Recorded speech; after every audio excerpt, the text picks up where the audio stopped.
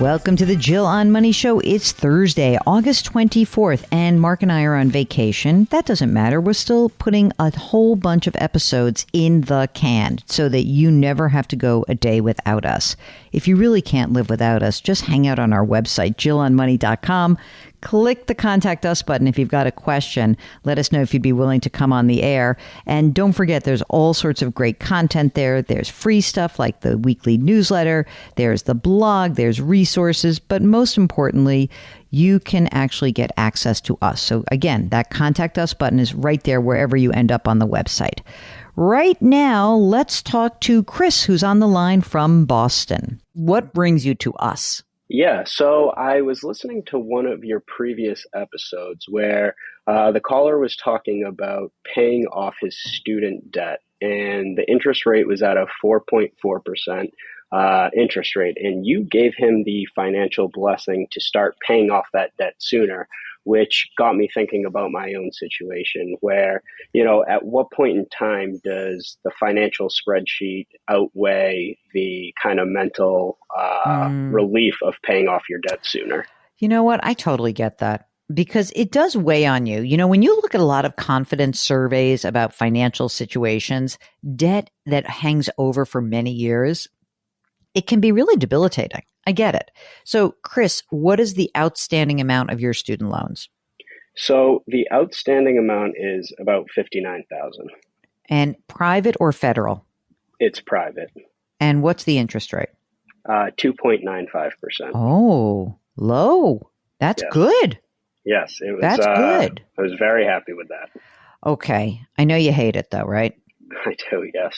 Okay. Let's talk a little bit about what's going on. So you accumulated this debt. Was this undergrad or graduate or a little of both? It was a little bit of both, and I ended up taking him private in 2018, and that was originally $107,000 for a 15-year loan at 2.95%. Wow, you've done a really good job of smacking that down. Yep, it's one of those things where I've gone through phases where, you know, I'm definitely overpaying when I can, and then, you know, I know the value of a dollar right now is worth a lot more when I'm older. So what's hard for me is I keep kind of flip-flopping back and forth between plans. Okay. Well, let me ask you this. So, Chris, are you single? Are you partnered? What's going on for you? I am married, yes. You're married. Yep. And are you married to someone who makes a lot of money? Not a lot. I would say we live comfortably. Between the two of us, our income is anywhere from $235,000 to $255,000. That's good. All right. Does your spouse have debt as well? So, yes, and she originally had a loan for $125,000. It's currently at a 6.8% interest rate, and it's up. Yes, and it's up to $144,000. Oh my God, we got to worry about her. Okay, but but so it gets a little bit more complicated because she's on a forgiveness program where she has about 4 years left. So she's made about 68 of 120 qualified payments. So, you know, she's just paying bare minimum with the hope that it's just relieved. Okay. But that's important because that gives you some breathing room. But that must make you nuts. Till that's gone, that's going to make you crazy, right? Yep, absolutely. Okay. What are you guys doing in terms of retirement? Are you using workplace retirement plans? Does she have a pension benefit or what's going on? Yeah, so we both do have retirement accounts. I mean, I can run through mine if that's easier first. Sure. So I have it's a little all over the place, but I have a Vanguard account that has my brokerage has about 30,000 in it. Okay. I have a rollover IRA with 35,000, a Roth IRA with 44,000, and then from a previous employer, this is with ADP, I have 44,000. And that's still in their 401k? Yes, and that's 37 in the Roth 401k, and the rest is in pre-tax. So in your current plan, are you using a Roth or a pre-tax? So I'm maxing it out with at 20%, and 15% is going to Roth and 5% is going to pre-tax. Is there any reason why we shouldn't combine your old 401k at ADP to your current job? No, I have to go through the process of cleaning that up. I'm going to end up moving my rollover IRA and my ADP one to my Okay, current employer just so good. I can take advantage of backdoor Roth Yeah. IRA. Yeah, great. Okay, so that's good. So you got a chunk of money. How old are you, Chris? 35. And your wife? She is 33. So now, what about your wife's retirement? Tell us about that, or her accounts, let's say. Yep. So she has 65,000 in a 403b, and Okay. she's currently contributing 16% with a 2% match. And she has, I guess I would call it a somewhat of a pension. It's a consolidated cash balance plan at 4% annual salary, which has about 21K in it right now. The cash balance plans are usually the old pension plans that were converted. They're not as good as like if she worked for the state of Massachusetts, it would be a more robust plan, chances Yeah. are. Okay. Okay. Yep. But it doesn't mean anything. It's like there's still money there. So that's all good. And she's going to stay in this plan for a while. And what about you? Do you feel like you are a little bit more of the wanderlust guy? Chances are you could move around or what? Not with your wife. I'm talking about your job. Yes, no, I gotcha.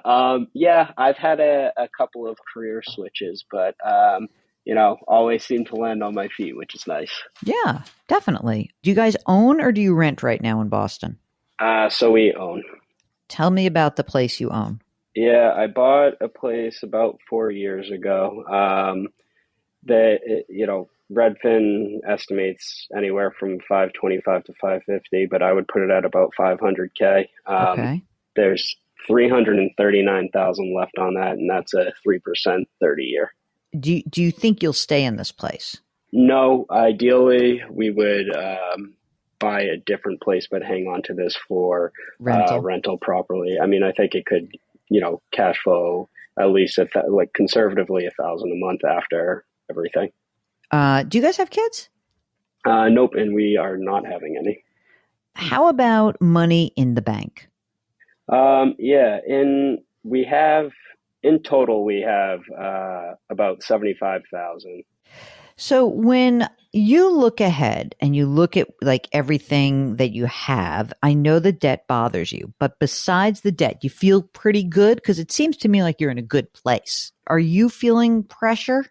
It's not that I feel pressure, but it's making sure that I am doing the right things and that the pendulum isn't swinging to one side versus the other. I mean, right now, the cash flow is pretty good on a monthly basis. And, what I've been doing is I've been putting about 1,200 a month into a brokerage account, split between total market index and then a high yield dividend, with the thought of that. If my yield is a little bit higher than what the interest rate on my student loan is, it kind of helps me sleep better at night. But, I'm just in the mindset that I want to get rid of this loan as quickly as possible. I know. And then you have like a year like 2022 and you can have all the yield you want. But when the market plummets and the bond market gets killed, you're like, oh, I should have just taken that money and paid off my student loans. They are cheap, though. If you were to move, let's say, give me a time horizon on a potential move. 2-3 years. Okay, so in 2 to 3 years, you move out of the city or you move into something bigger. What do you think you would need to spend? It would be in the city. It would likely be around $1 million.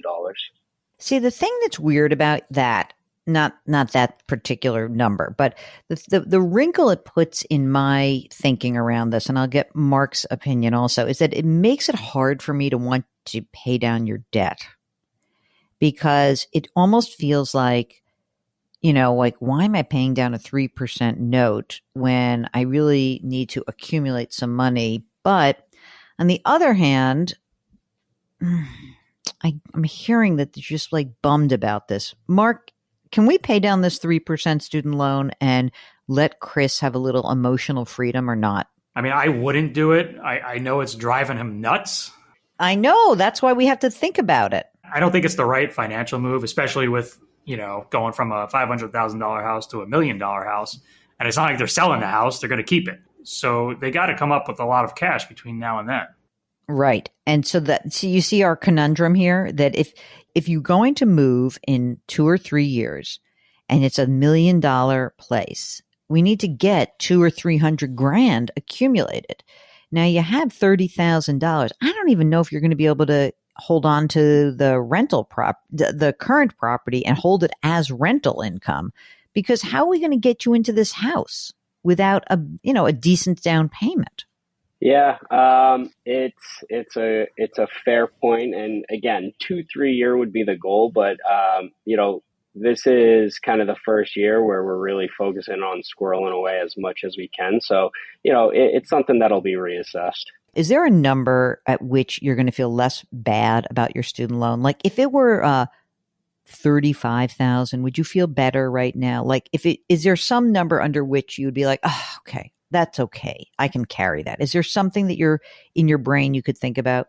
Zero. Oh my God.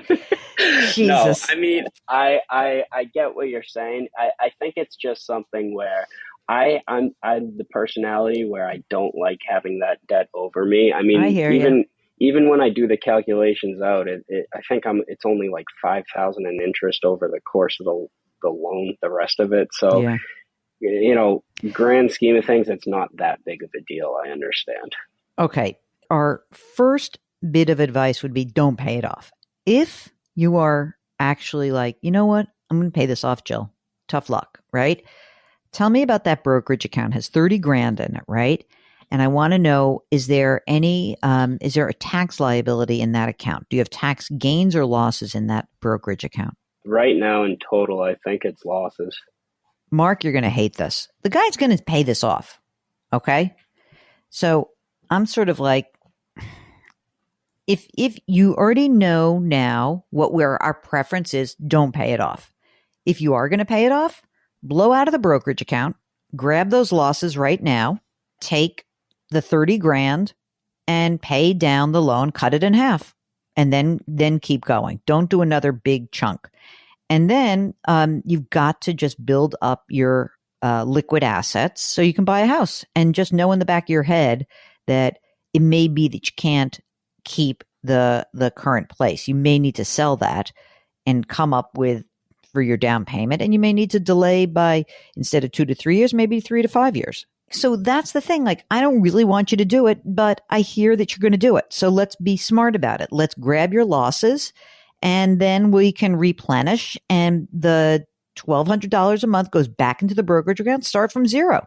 What's the minimum payment that your wife is making on her loan? I think it just got renewed. I mean, it's only, I think it's like $600 or $700 a month. So they're going to end up having, Mark, $2,000 a month in a few years. So, if the emotional weight of carrying that is so annoying to you that you're willing to forego moving in 2 or 3 years and making it more like 3 to 4 years, then so chill.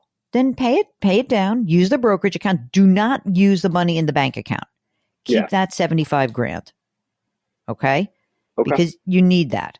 And then all the cash flow goes into rebuilding, and it will not, you'll say to yourself, I know it's not the smartest thing in the world. Financially, it's not the smartest thing, but it makes me sleep better at night, and that's worth a lot. And that is okay with me.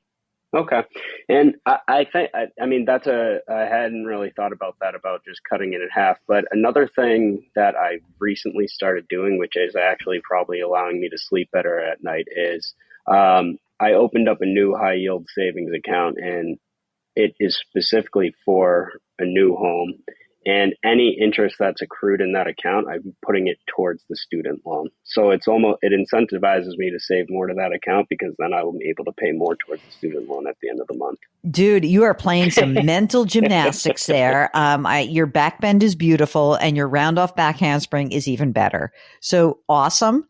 Look, you could play whatever game you want, but you know that, like, at the end of the day, Mark, is this not a Terry situation? It's making me laugh. We have a friend from work at CBS who's like, would play these games with us. Well, what if I did this? I'm like, you're going to pay off this mortgage. I get it, Terry. Like, I love you, and let's just make that happen.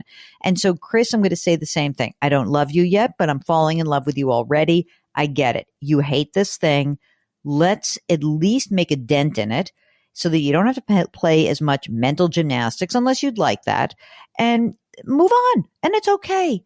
You know, this is what I've been saying all along in this show. Sometimes we do not have to make you the most financially savvy decision maker at every turn, because there are emotions that are clearly at play here. And so we understand that. So I want to satisfy that for you, Chris. I really do.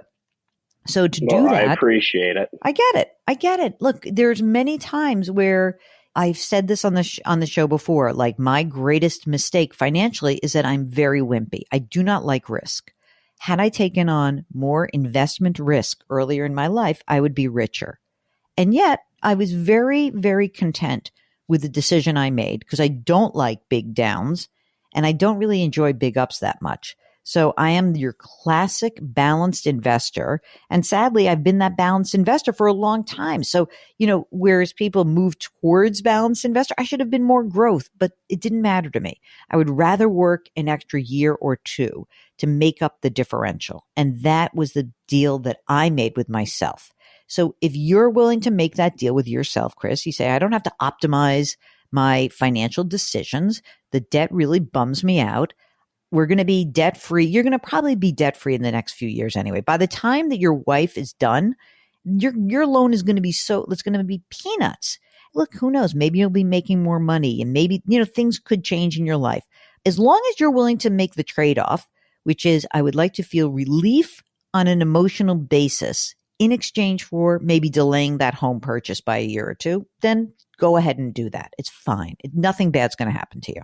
All right. I appreciate that advice. Thank you very much. All right. You're going to take a deep breath. No kids. You have estate documents. Even though you're young and you have no kids, you still need a will. You still need a power of attorney, and you still need a healthcare proxy. Got them?